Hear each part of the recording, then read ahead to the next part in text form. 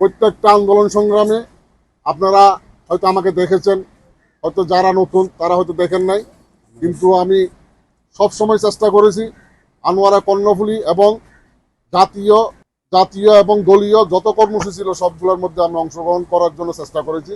আপনারা হয়তো দেখেছেন।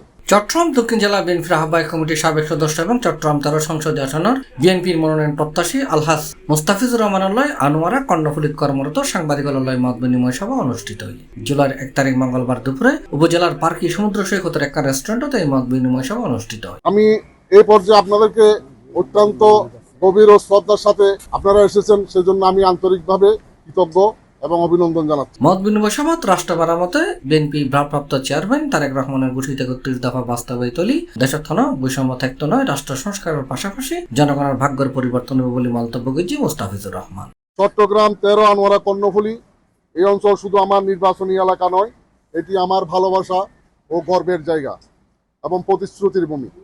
এই এলাকার প্রতিটি মানুষ উন্নয়নের স্বপ্ন দেখে ন্যায্য অধিকার আদায়ের সংগ্রামে জড়িয়ে আছে। আমি সেই স্বপ্ন ও সংগ্রামের একজন অংশীদার হতে আপনাদের সহযোগিতা কামনা করছি। আমার বিশ্বাস জন্মেছে এলাকার মানুষের পাশে দাঁড়ানো এখন সময়ের দাবিতে পরিণত হয়েছে।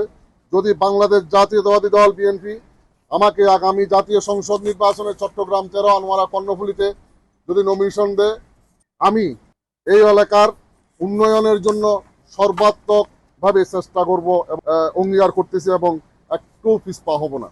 মত বিনিময় সভায় উপস্থিত আছেন আনোয়ারা উপজেলা বিএনপির সাবেক যুগ্ম সম্পাদক নজরুল ইসলাম, চট্টগ্রাম দক্ষিণ জেলা যুব দলের যুগ্ম সম্পাদক মোহাম্মদ আলম খান, চট্টগ্রাম দক্ষিণ জেলা স্বেচ্ছাসেবক দলের যুগ্ম আহ্বায়ক তহিদুল ইসলাম তহিদ, দক্ষিণ জেলা ছাত্র দলের যুগ্ম আহ্বায়ক আসাদুজ্জামান সাজ্জাদ, জেলা ছাত্র দলের সিনিয়র সদস্য মোহাম্মদ সেলিম, আনোয়ারা উপজেলা যুব দলের সদস্য জিয়াউর রহমান, বিএনপি নেতা জসিমউদ্দিন, আনোয়ারা উপজেলা কৃষক দলের যুগ্ম আহ্বায়ক আব্দুল গফুর, যুব দল নেতা আলমগীর খান, শাহ মোসেন আল্লাহ ডিগ্রি কলেজ ছাত্র দলের সিনিয়র সহসভাপতি মোহাম্মদ সাইদুল ইসলাম সহ আরো অনেকেই। আপনারা জানেন গত 16-17 বছর ধরে স্বৈরাচারী শেখ হাসিনার নেতৃত্বে কি ভয়াবহ দমন নিপীড়ন বিএনপি বিরোধী দলের উপর, আমাদের উপর স্টিমরোলার চালানো হয়েছে।